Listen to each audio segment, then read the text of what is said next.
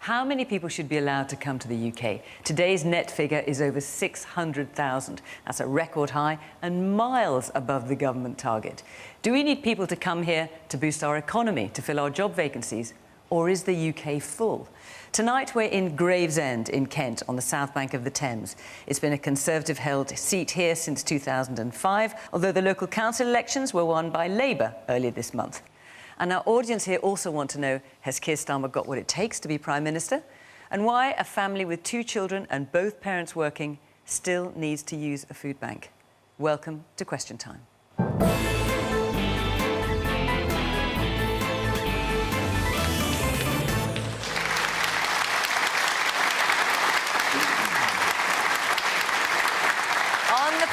From the government, Laura Trott. She was appointed Pensions Minister by Rishi Sunak last autumn. She's been MP for Sevenoaks, which is just up the road, since 2019. Before that, she was an advisor to the former Prime Minister David Cameron. From Labour, Peter Kyle is Shadow Secretary of State for Northern Ireland. He's been MP for Hove and Portslade since 2015, following several years working in the charity sector. Another of the 2019 intake is Munira Wilson of the Liberal Democrats. After training as a tax consultant and then a decade as a lobbyist, she became MP for Twickenham 3 years ago. She speaks for her party on education. Janet Street Porter is a journalist, broadcaster, walker, baby boomer and loose woman, according to her Twitter bio. That's the TV programme, obviously. Having been editor of The Independent on Sunday, she's now also a columnist for Mail Online and the I newspaper. And Theo Paphitis is a retail entrepreneur and former TV dragon. After moving from Cyprus to the UK as a child, he left school to be a tea boy at an insurance broker. He's since gone on to own Ryman, Robert Dias and Boo Avenue. After being a dragon for 7 years, he left the den in 2012, save a few guest appearances since.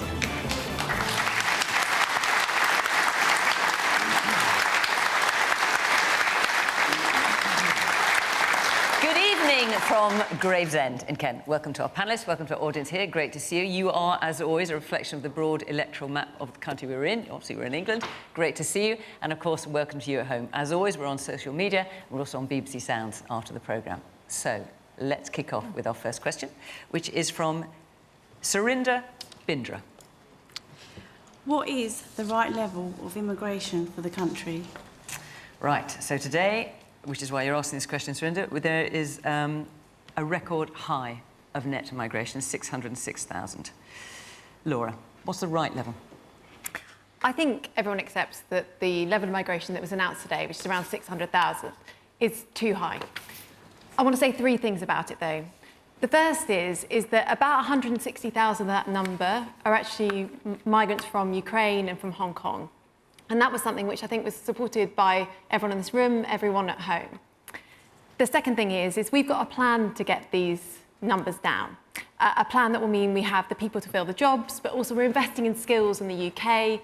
We're making sure that where people are taking advantage of the system, like we've seen with international students, their dependents, we're cutting down on that. And the Prime Minister's, one of his top priorities for this year is to stop the small boats. And the last thing I'd say is that you can't trust Labour on this one, because they went into the last election saying that they wanted freedom of movement. As recently as 2020, Keir Starmer said he wanted to defend free movement. So migration is too high at the moment. We've got a plan to get it down. Peter? Well, just to finish up there, when the Labour Party left office in 2010, we were in the EU with free movement, and the net immigration figure was 250,000. It is now 600,000, and we've had 3 general elections where they have gone in with manifestos to reduce it. It was calculated differently back then, of course. No, actually, the net migration, like for like, it was 250,000. That was after the Kosovo War. We were taking in people who needed to seek refuge and workers. It was 250,000. Now, I just hope that after 13 years of government, at some point, they will take responsibility for something. That is what I really hope for. Now, overall figures at the moment, they are too high. They shouldn't be this high, and we think it's needlessly high. That's the problem. Just look at where the forces are driving the current figures. Yes, we have people who need to come here and seek refuge. That's completely right. There are also people who come here to study. Our universities need it. Our students here who are born and bred here, they benefit from it as well. But there's another category there as well, and let's just talk about that. because we have 7.23 million people on the waiting list for treatment in the NHS. We have 2.5 million people who are economically inactive at the moment and unable to work. We have 800,000 young people who are not in education, training or work. That is millions of people that this government have left on the sidelines of our economy. And for every person that is waiting for treatment and is in pain and cannot work, then their employers are looking elsewhere. So until we get the basics of running our country right, getting public services to get people healthy where they need to be healthy, we will never be able to get migration figures down to a level whereby British people are doing the jobs domestically, locally, and those people we do bring in are people that come in because they have specific skills that we need in any moment in time. Theo. Wow. Two politicians speak. Laura, welcome to Question Time. I've done it a few times, but you know, I've never been disappointed when a politician comes on, gets asked a question, and the first thing they do, rather than answer a question, is attack the opposition.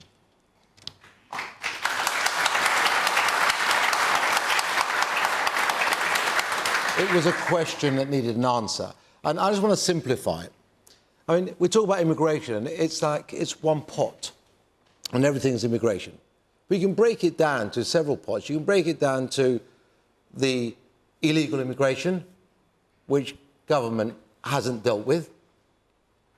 So that definitely hasn't been dealt with. So that's part that very few people would fail to agree with, that we've got to clamp down on that and make sure that we deal with illegal immigration. The second point is we have still have a massive skill set issue. If we want to have a competitive commercial environment that the UK can be competitive in the rest of the world, we need the correct skill set. And it's not always possible to train your own, especially in the time that you may need to. A doctor can take up to 7 years, a nurse 4 years. So you do need to bring in that skill set. Then there's industry, commerce, where if we don't keep up with the rest of the world, we will fall behind. And it's not, we can't always have the exact skill sets that we need. So business and the rest of the United Kingdom does need to bring in skill set. So that's an immigration that I think we all agree is the right immigration as well for us. And do you think it's at the right level? Well, so of the figures, about 25%, that's about 235,000, that's for work visas. Does that feel about right? Well, it does feel right, but there's a third element. And that third element is where the United Kingdom has had a relationship with another country. For instance, I'm a first-generation immigrant from Cyprus, which was an English colony. And when the United Kingdom gave it its independence, because my parents both worked, and my grandparents worked for the British in the British bases. When the British left, they gave them a passport and said, we're leaving and you can follow, because it wasn't always the right thing to do for people to stay behind.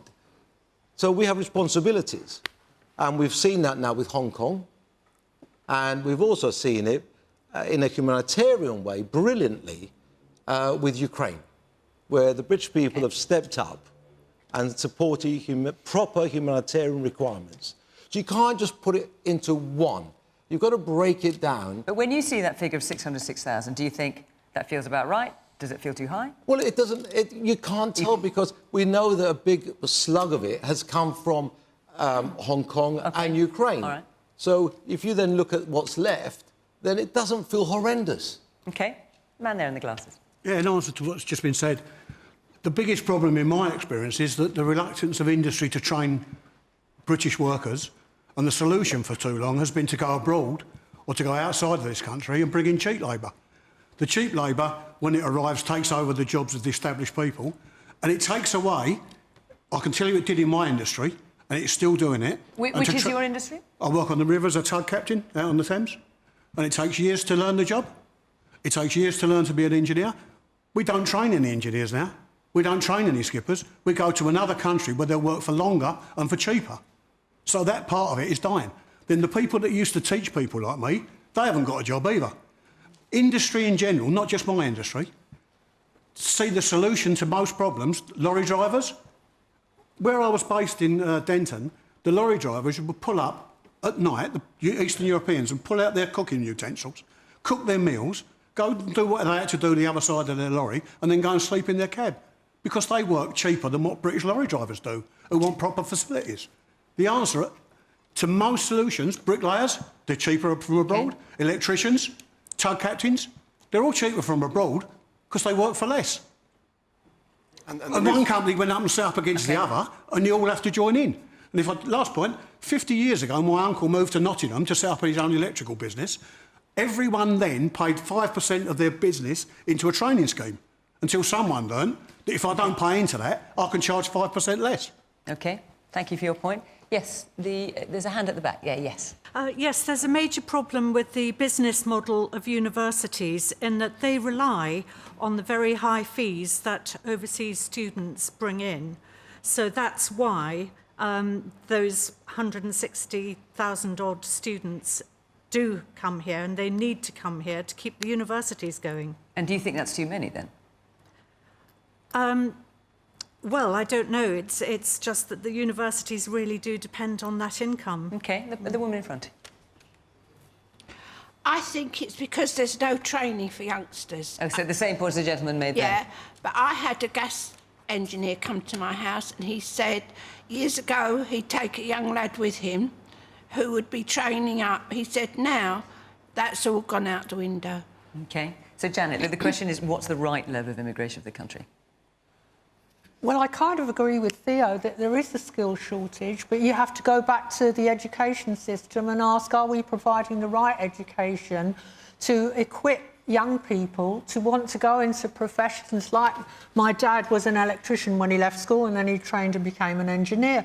And I've built 2 houses and I know that skilled workers are like gold dust and I encouraged 2 of my friends' kids to be apprentices, one to be a plumber and one to be an electrician, and they both ended up. And they needed a hell of a lot of persuading because they thought that they weren't good enough, they didn't have the confidence to do the exams, they didn't want the year or 2 on low wages and so on. I think there's got to be a lot of recalibrating how we educate secondary school kids. I mean, telling everyone they can go to university is not a great idea. But is it also a question of which jobs are attractive? Because if you remember at the beginning of near the beginning of the pandemic, there were vegetables rotting in the fields. We hadn't got people to come and pick them. And there was a Pick for Britain campaign by the government, and only 8% of the 70,000 jobs were taken up by Brits. 8%. I agree, and in this part of Kent, the labour shortage was really felt. But people did not want to go and pick fruit between here and Margate. Which would suggest we do need people coming in. Well, we do need people who want to do those jobs. Okay. Whether you agree with the wages they're paid or not is another matter. But look at the National Health Service. Peter was saying, you know, he was trying to make a point about the National Health Service, but it relies entirely at the moment on immigrant labour. And unless we change the way we educate nurses and educate and produce doctors and make those trainings shorter, more intensive and more available to a wider range of people. Okay. Munira, I'm just getting around this, but I know you want to come in. So, Munira, what's the right level of immigration for the country? I was looking at Lib Dem's policy statements. I couldn't quite work out where you are on this. Do you want 606,000? Are you happy with that? Do you want it to be lower, ideally? Well, higher? I think the right level of immigration needs to be dictated largely by our economic needs, but also by our responsibility in our world. So, as others have pointed out already, the particularly high numbers this year are because over a quarter of those have come from Ukraine and Hong Kong, and the British people opened their hearts and their homes to welcome them in. I've helped so many constituents who've taken in Ukrainian refugees and are still hosting those refugees, and there was great support for that. So the numbers have been skewed by that. There will always be world events like that that are outside your control, but work visas, for example, work visas, for example, are something that the government entirely can control. And as far as the Lib Dems are concerned, What is a comfortable number for the Lib Dems in terms of work visas? It's impossible to put a number on it. So there were 178... Why is it impossible? Because of the reasons, actually, that Theo laid out. There are so many skill shortages right across the economy. And for what Janet said, you look at our health and care service, I mean, it would collapse without immigrant labour. So in the numbers today, about 178,000 of those visas related to health and care. But do you have no sense of where you're even aiming for? Because it'll depend year to year what the skill shortages are. But in terms of how many people you think Brits should be doing the jobs and how big you think the skill shortage is, literally just no idea. No, it's not that you don't have any idea. It's dependent on both world events and what the economy needs. And I just wanted to pick up the point about universities, because they are one of our greatest exports. I'm really proud. As a proud Brit, we have some of the best universities in the world that attract the best and the brightest. And they contribute, last year they contributed over £40 billion to our economy, and the cost of that they incurred by bringing their family members with them was about £4 billion. So net, they contributed £36 billion to our economy, and our other students benefit so much from them. So for the steps that have been taken this week to row back on students bringing in their family members, their children or their partners, I think is really damaging, not just to our economy, but also to our world standing. And I was speaking to a university vice-chancellor yesterday, and he said to me, although my university is not too badly impacted by this, he said, the message has gone out that you're not welcome here, and I'm already being told by the people I speak to around the world in a fiercely competitive environment that they're going for the US, Canada, Australia, and other English-speaking countries. And just one final point. I mean, you'd say you're taking action on small boats. The problem is you've got 173,000 asylum backlog today. This is 5 times what it was in 2017. It is off the charts, and that's because the Home Office is broken, and Suella Braverman's response to all of these issues is policy by press release. She doesn't focus on any solutions that might actually work. Well, look, the question is, which neither of you two have answered, you haven't answered it either, Munira, is what is the right level of immigration? That's what Surinder's asking. I haven't had a straight answer from any of the politicians on the panel, so let's have another go. What is it? I mean, I've said very clearly lower. No, you didn't. Well, lower. OK, so let's look at the numbers. There's 606,000. You've already said you don't want people coming on boats. That's 45,000. You're trying to stop dependents coming for mature students. That's about 85,000 That's dependents. 160, yes. With it, well, about, let's say 100. About 100. OK, so 100,000. That's a little bit less. OK. Yeah. So of the work visas, for example, who would you not want coming here? I think this is, and the point that the gentleman Would you want to answer there, that question? No, I will, I promise I will. Would you want to answer it now? So I'm going to talk about a story which illustrates our different approach. Well, so just before we get that story, because I'm going to ask you both. So, for example, on HGV drivers, so that's what I was going to say. Can you answer that question and then do the HGV drivers? So who, on the work visas, for example, we know half of those went to health and social care workers. Who would you not want to come if you want to get the numbers down, which the Conservatives have said repeatedly since 2010? Absolutely, and it's really important that for skilled professions, like, for example, HGV drivers, would take up that we're training as many people as possible. And that is what we have shown that we are going to do. And so the numbers that are coming now, in order to get the numbers down on work visas, because I understand you can't control what happens in Ukraine, Hong Kong, things like that. Yeah. On work visas, who would you want not to come? It's really important that we have more training for people within the UK. But of those coming now, who can you see would because you've been in government for 13 years now, who can you see that you would like not to come in order to get the numbers down? So I just gave an example. So, for example... Lorry drivers. Yeah, exactly. So when... That's but lorry drivers, a lot of British lorry drivers have been trained already, and that is a success story. Yes, but the numbers are still at 606,000. So who else? Well, I mean, we can go through that. I would like lots of jobs to be done by British people. He's got his head in his hands, so we're not getting an answer.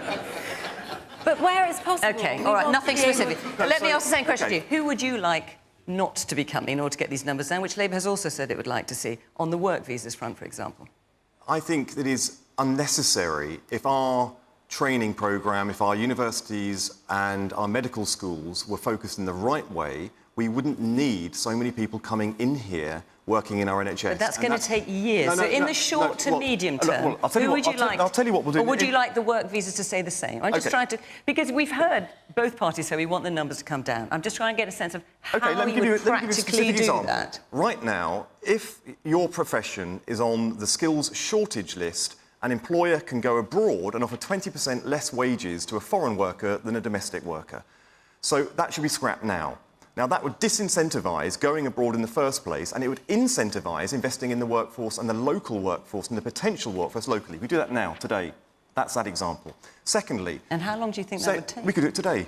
We could do it today, and it would start making an impact. Part of that, so that goes against exactly what you just said. No, and then we move to health and social care workers. Now, one of those skills shortages is actually nurses. Nurses have been on the shortage workers list, skills list, for 13 years. Every year, this government has been in power.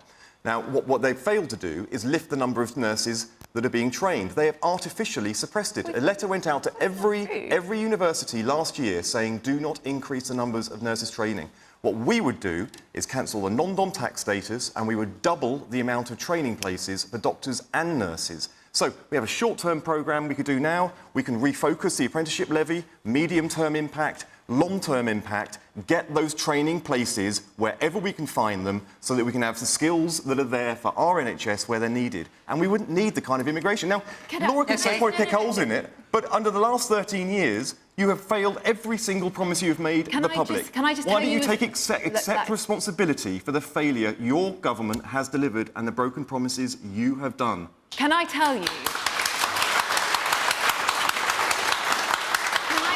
a story which I think really illustrates the difference between our two parties on this, which I think is really, really important, right? A couple of years ago, we had a shortage of HGV drivers, right?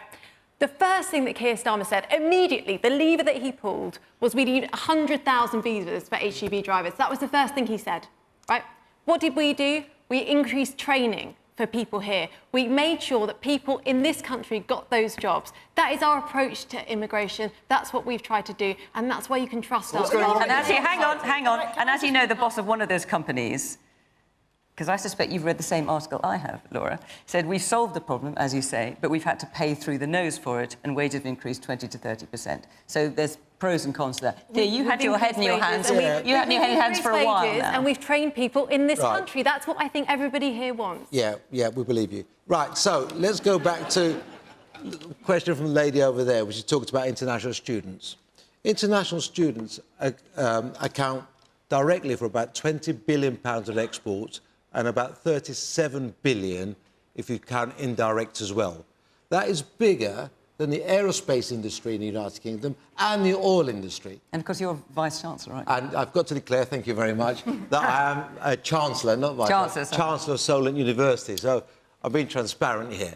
So it's a huge export income for the United Kingdom, and it allows us to run the universities that we've got and make sure that we can subsidise our own training and education here. Secondly, 15% of students, 15% of mature students bring dependents. And dependents can only be spouses and children, not their grannies, their aunties, their nephews, or the next-door neighbour, which has been pushed around by various parties. Thirdly, the new changes proposed by the Home Office will only affect 10% of those 15%. So actually, the changes are negligible and just there to capture headlines, because I'm afraid we politicised immigration again to basically distract from everything else that's going on. You can't politicise immigration, because what happens is we damage the country for the sake of our own parties, and that can't be right. Right, let me take a few more points forward before I move on. Yes, a woman there in the glass. I'm a retired midwife now, but I went into midwifery training when I was 31 years old because I had the opportunity to go in directly and have a bursary. And there are hundreds of women out there, and men, that would do nursing or do midwifery if they had the option of going in and getting a decent wage or decent money so that they can train. These midwives, when they're student nurses, student midwives, student whatever, they are supernumerary on the wards, but they're not. They work hard on those wards because they have no option, because the staffing is so poor. When I was I've worked many a shift on a delivery suite where I was the only British-born person. But there are hundreds and hundreds of women out there that would like to do it. The places for midwifery training and nursing training go so quickly, and there's never enough. I'm sure if there's any other nurses in this audience, they'd agree with me. Okay. When you did away with the bursary, you did away with a whole generation of people that could be nurses or midwives or doctors or whatever. OK, thank you. Yes, you both talk about increasing the amount of training numbers for NHS workers. How are you going to track these workers when you don't even offer them a pay fair award? And the people who will come into these... And the people who will come into these jobs will hemorrhage to countries like Australia, Canada, the USA, where we're being paid properly. Right, we hear you. And this woman here in the glasses. So we're hearing lots about bringing in skilled workers such as nurses and HGV drivers, and that's fantastic. But actually there's those businesses and industries which are not considered skilled workers. So even here in Kent, we know, which is high in hospitality and tourism, there's a labour shortage. And, you know, I don't know for certain, but possibly those spouses and those dependents might be those people who'd like to take up those jobs. So it seems to me that we need extra immigration to help fill those positions so the vegetables aren't rotting on the fields and so that we can keep our cafeterias and hotels open. OK, all right.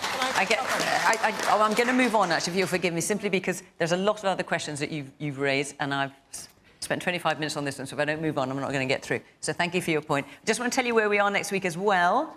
We are in Leicester, where the campaigner and cook Jack Munro is on with the former Conservative Cabinet Minister and Governor of Hong Kong, Chris Patten. The following week, we are in Kings Lynn in Norfolk. So that's Leicester and then Kings Lynn in Norfolk. If you want to apply and be part of the audience, go to the Question Time website. Here's the address, and just follow the instructions there. OK, we could talk about immigration all evening. I totally understand that. But a lot of you asked about this next subject, so let's hear about it. Harry Joseph Kander. Is the Labour leader, Keir Starmer, offering enough of an alternative to the Conservatives to gain a majority at the next election? Who are you going to go to first? Well, I thought I might come to you, Peter. What do you think? Harry, I think he is. And the reason is that we have set out a credible alternative to the government. If you just take the cost of living challenge that we had last summer, we saw this coming from outer space. The government did very, very little, too late. We came out last August with a package that would have kept everybody's bills right where they were then, and it would have saved every single household £500. If the government had started investing into household insulation when we called for it, that would be 1 million homes that could have had lower bills this year. So we're always coming out with radical, big, bold alternatives to the government, but they are also sensible, deliverable, and they respect taxpayers up and down the country.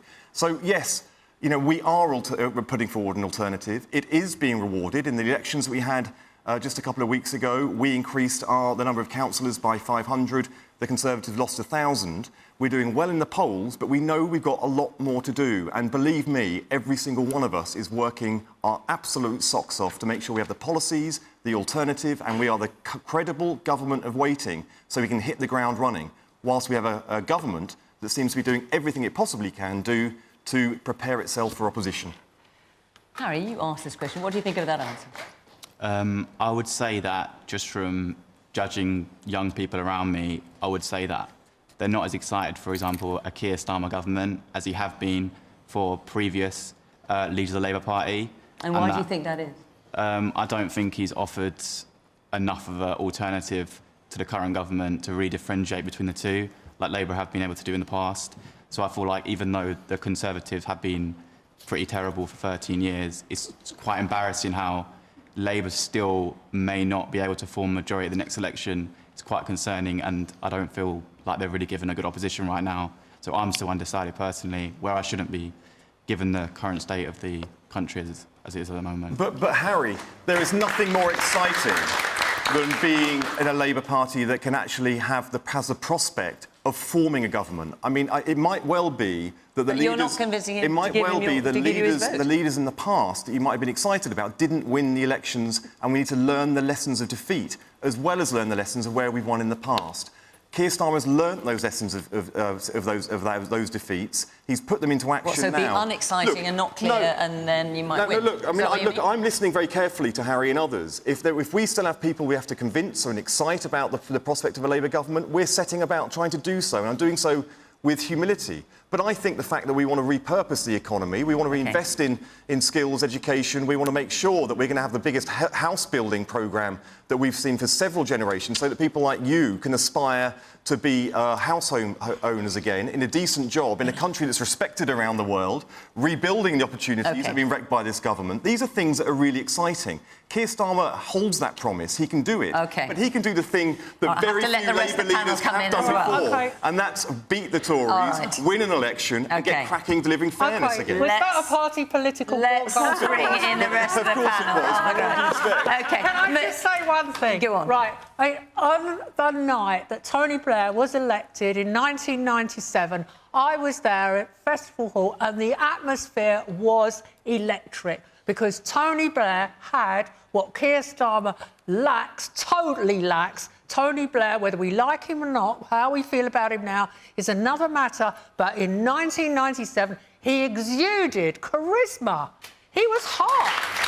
I mean, young people were captivated by him. He had a huge number of female MPs came into Parliament, the largest number ever elected at one time, and we felt we were on the beginning of a new era.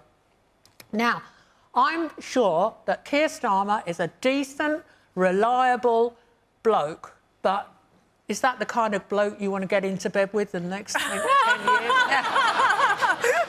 Well, that is a whole other show, Janet. No, but being serious, seriously, I think I think Keir Starmer comes across as a decent person, but I still don't understand his policies. So you think hang on. Peter, you've got to let the rest of the panel in. Don't you think our country deserves a decent I know you want to answer every single bit, but I'm going to let the rest of the panel speak too. To flog your party to death tonight, but you've got to connect with the guy that asked the question, and you haven't, because young people, sadly, at the moment, feel that British politics isn't for them. And there's a huge gap. I go back to 1997, where there was some hope that young people felt that when they voted, it would change their lives. And we've seen now there's a huge gap in the reality and the myth that you lot put out. OK, let's hear a little bit from our audience. Yes, the man there. I think no matter how charismatic or uncharismatic Keir Starmer is, I think they're still going to get more votes than the Tories, because I think everyone's still absolutely disgusted with the Tories for how Boris was partying during lockdown. No matter who the government is in the Tories, no one can get past that. OK. He was charismatic. The man there in the suit and tie, yes. OK. Thank you very much. It's not news any longer that the living standard has gone up, as well as mortgage repayment has gone up. This is due to the fact... Do you mean living standards have gone down? The living standard has gone up. Living standards has gone up, OK. Yeah, and mortgage repayment has gone up as well. This is simply because of the interest rate has gone up to 4.25%. Now, some time ago, the government introduced, or rather abolished, the stamp duty up to £425,000. Can I just ask, is this relevant to the question about Labour offering an alternative? My question is, for first-time buyers, what is Labour's plan to help first-time buyers as regard, them having deposits for their first property? OK, I will let you answer when I've gotten around the panel. Munira. Well, I think it's for the British electorate to decide if Labour has done enough to convince the public that they deserve a majority. But what I can tell you from knocking on doors week in, week out, is the British public, even in Conservative heartlands, are thoroughly fed up with the Conservatives and the chaos they have inflicted on this country, going from crisis to crisis. They crashed our economy. One of my neighbours, a couple, 2 teachers in state schools, paying £400 more per month on their mortgage as a result of that disastrous Truss budget. The cost of living is through the roof. Living standards are at their worst in years. And our NHS is on the floor. So, no, people are saying no thank you to the Conservative Party. And as we saw at the recent local elections, the Liberal Democrats are they're turning to the Liberal Democrats in their droves in many parts of the country. We exceeded all expectations, and we did exceptionally well. And so we will be working hard to win as many seats as we can at the next election. Unlikely, win your trust. with the best one in the world to be able to form a majority government, the Lib Dems, I think it's fair to say. Coalition word comes up often. You ruled out a coalition with the Conservatives. Said it was, but as far as Labour's concerned, well, can you rule that out equally strongly or rule it in? What I will tell you is I and my colleagues are laser-like focused on winning. Do you think we're going to get an answer? No, we're going to get an answer.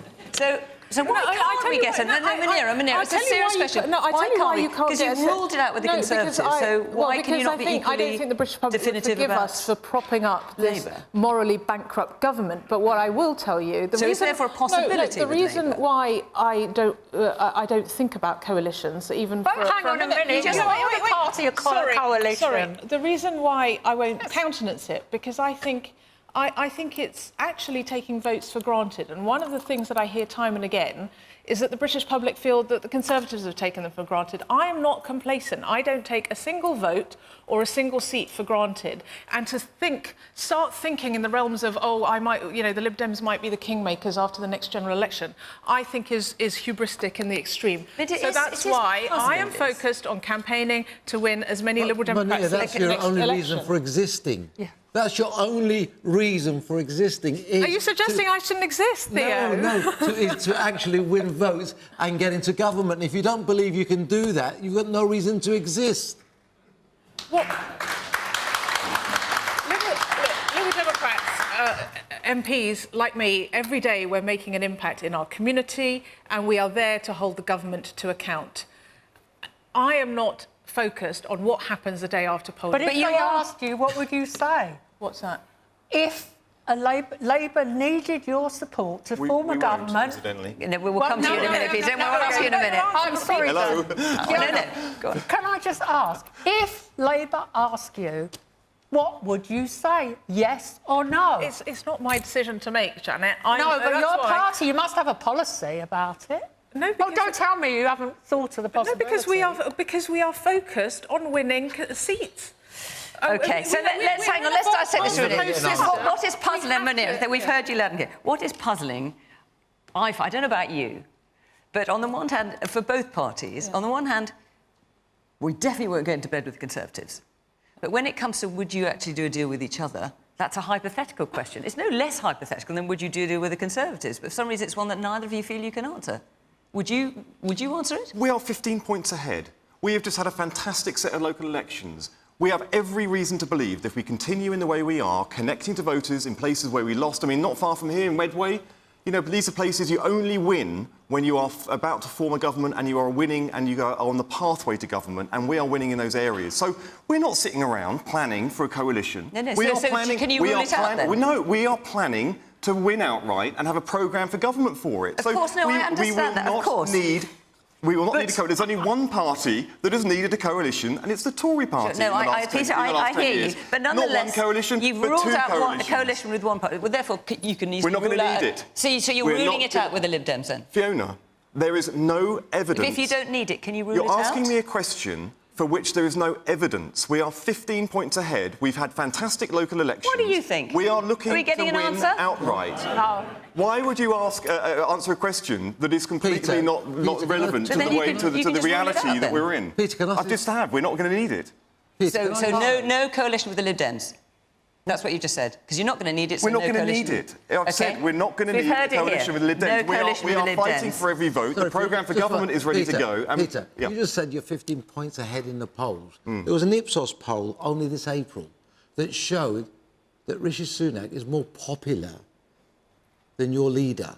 So, actually, between now and the next election, which possibly is about 18 months, roughly, anything could actually happen. So the fact that you're 15 points ahead, but your leader is still less popular than a sitting Prime Minister that's with a government that's been around for the last 12 years must be worrying.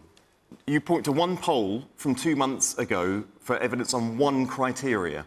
Now, currently, the latest poll of this week Keir Starmer is more popular than Rishi Sunak. But the key thing, the key thing is that when we went into the 2015 election, where I was elected for the first time in the fantastic constituency of Hove and Portslade in the city of Brighton, we were behind. Ed Miliband was more popular than his opponent, David Cameron, but we were behind on some of the key other metrics about departmental leads. Right now, the Labour Party is ahead on the economy, law and order, immigration, NHS, and we are neck and neck on things that we have never, ever been in front of since we were last heading towards government in 1997. So, Theo, it's not just one criteria. The Labour Party is now trusted on the economy more than the Tories. It's trusted on immigration and law and order. Let's speak to them, because we're getting the fundamentals right. That's why I have confidence in what I'm saying, why I have confidence if we carry on as we are, we will not need a coalition. We'll be ready to roll out a great radical programme of government on our own. So, Laura, the question is the Labour leader, Keir Starmer, offering enough of an alternative to the Conservatives to gain a majority at the next election? Look, I totally get last year we made a lot of mistakes, right, and I'm really, really sorry for that. But who you've got in charge now is Rishi Sunak. He is a good man. He is a He was Chancellor during that time. It's not as if he wasn't there. I know, but he is... He was number 2 in the government when all these mistakes that you're referring to were happening. And during that time, he produced furlough. Was he just going like that? He produced furlough for the country, which supported the jobs of many people in this room, right? He's got a track record of delivering for this country, and he's got 5 priorities that he's going to do this year. He's going to halve inflation, he's going to grow the economy, he's going to reduce the debt, he's going to cut those waiting lists, which are way too long, and he's going to stop the boats. And you compare that, right, with Keir Starmer. Like, every pledge he's made, he's abandoned. So what do you say to the young man over there? He thought he was going to nationalise all these industries. He's not going to do that anymore. He was going to scrap tuition fees. Not doing that anymore either. He was going to be the great defender of free movement. He's not doing that anymore either. I've got no idea what Keir Starmer stands for. So what do you say to that the man over there who said, after what happened with the Conservatives, I could never vote Conservative? Look, I'm really sorry, is what I would say to you. I really am sorry. But we've got a really good, decent man in charge who's doing the right thing for the country, who is delivering for the country, and I back him 100% to be a brilliant Prime Minister, and he will go on doing that. Let's take another question from Claire Chambers. Is it right that a family with 2 adults and 2 children should still have to rely on a food bank to get by? So, Claire, are you referring to your own family situation? Mine and others that I do know, yeah. So do you mind me asking, are you both working, for example? Yeah, we are, yeah. And what do you do, you and your husband? I'm a cleaner. My husband works in the transport industry. And yet, despite that, you have to rely on food banks? Every now and again, not constantly, yeah. And how do you feel about that? It shouldn't be that way. It seems like those that are unemployed get the free dental care, get the free this, get the free that. Yet there's no incentive for those that do work and try. What do we get? And is there anything specifically you'd want the government to be doing? Just a little bit more giving to those that do actually work. Instead of, oh, you've earned that, we'll take that. While you see those that don't give, get given everything on a plate. There's that right. OK, let's... Laura, obviously I'm going to come to you on that. Let's just go around the panel to begin with. Janet. I think what needs to happen is the government needs to look at the rising costs of things like food basics that have soared over the last year. And it's almost as if all the supermarkets are in league together, because there's the cost of just buying essentials must have really, really impacted on people. I mean, when you've got stuff like washing powder has gone up from £4.50 to £9 if you're using the environmentally friendly sort that we're supposed to be using, I really don't know how families like yours do cope at all. What can the government do? I think they need to rein in the supermarkets. They need to look at the cost of transport and make it more affordable. I can't, you know, it's things like that, really. Theo? Well... I mean, what do you think when you hear... I mean, there's 2 working adults... Yeah. ...and they're having, from time to time, to have to go to food banks. I don't think anybody on this panel would argue that's wrong. I don't think anybody would argue that's wrong. But we don't seem to be able to deal with it. Now, we're talking about inflation going down today, and down to 8.3%, whatever it was. But actually, food inflation is still running at just under 20%. Now, that... when it slows down, the prices aren't going to come down. That's my concern, is it would just go up slower. That's all that's going to happen. So we know there's a serious issue with food inflation, and that seems to be just brushed under the carpet, and that now needs to be addressed, because we've got to a stage where people can do without lots of things. Mothers and fathers and parents make sacrifices for their children every single day to go without, so their children can get food in their bellies. But the reality now, food's becoming an actual issue in being able to acquire the food in the first place. And what do you think should be done about it? I mean, at least two of the big supermarkets didn't make a profit last year. So it's not as if they're making a lot of money off the back of it. I think it's not fair to blame the supermarkets, because there's a whole supply chain that runs into the supermarkets. And if you talk about fuel costs make a massive difference to food prices. So they've got to be factored in. The whole supply chain of getting food onto your plate involves so many inflationary affected services. And the problem we've got, we haven't been able... Now, credit where it's due. I think the government stepped in absolutely right on fuel for households to try and protect everybody through the winter.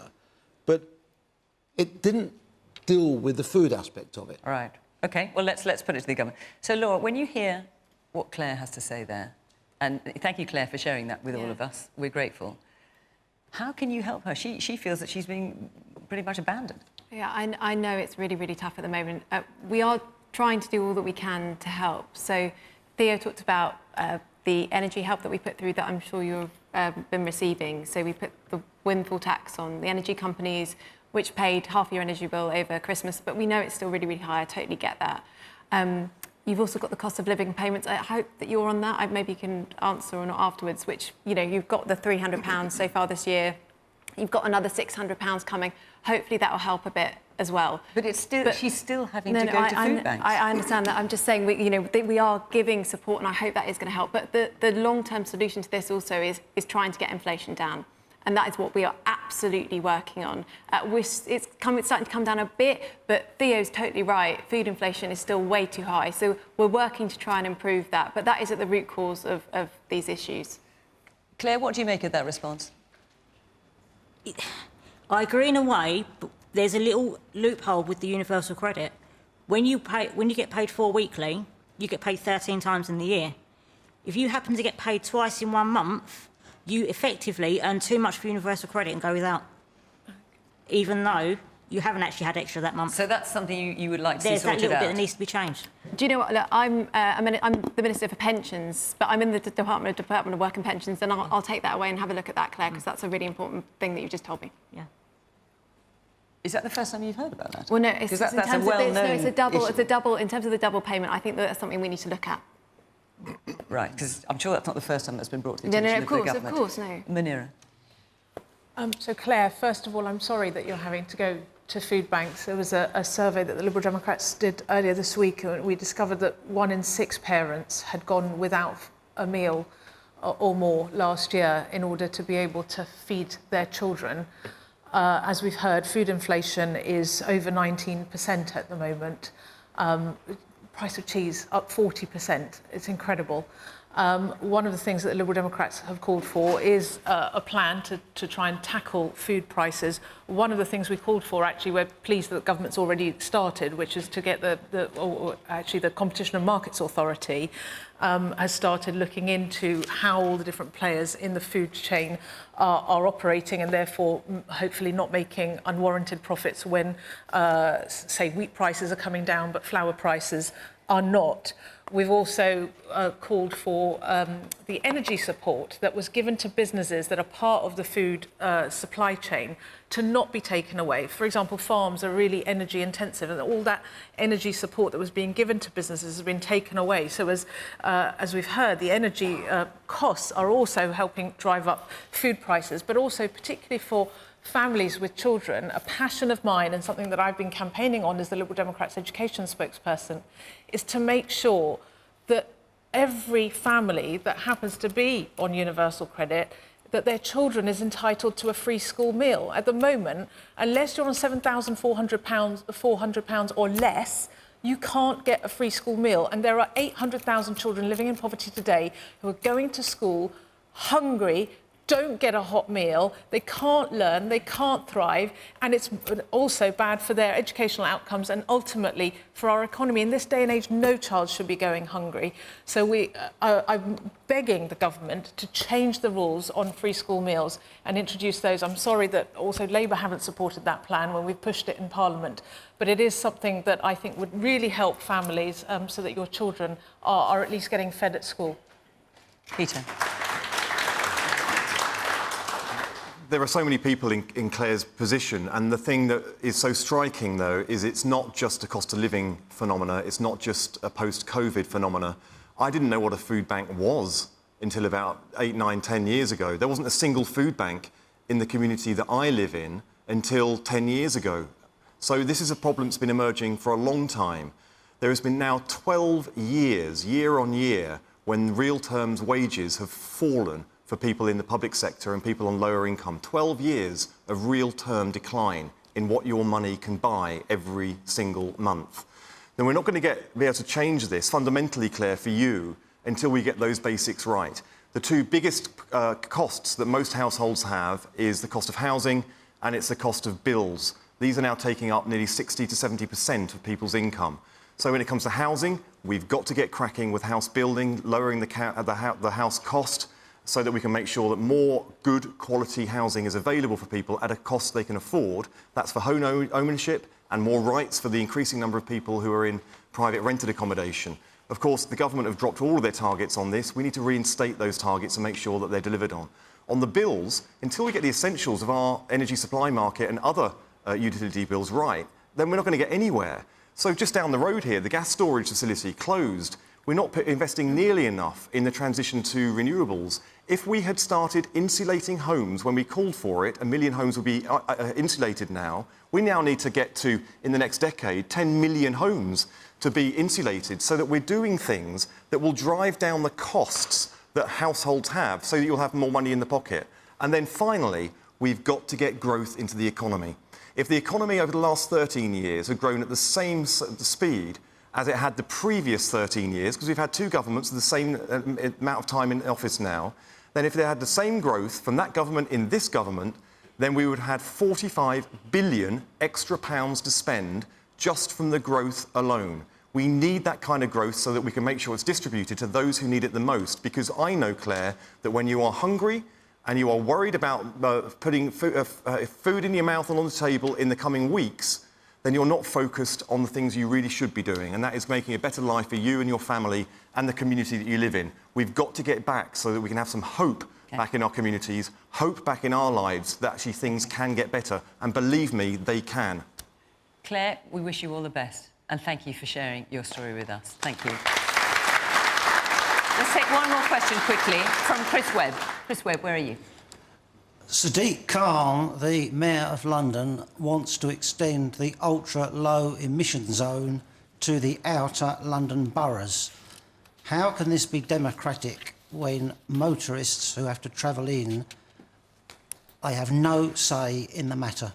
Right, so let me just, for those of you who don't know, so the ultra-low emission zone at the moment is within the North and South Circle. It's going to be extended to pretty much the M25. Gravesend is just outside, about 20 miles outside, so if you're travelling into London, you'll have to pay £12.50 if you've got a petrol car older than 2005 and a diesel car older than 2015. There are a few exceptions, but that's basically it. Theo? I just think it's been dealt with incredibly badly in an arbitrary way, which, now, we all want cleaner air. There's no question about that. We all want cleaner air. But the RSC have already said that the figures that the Mayor had put forward as his target figures for clean air in areas where ULEZ has been has failed by over 20%. So it hasn't actually had the effect that he'd hoped for. Well, pollution in central London has reduced by 46%, I think, compared to what it would have been without ULEZ. So I'm not sure what you mean.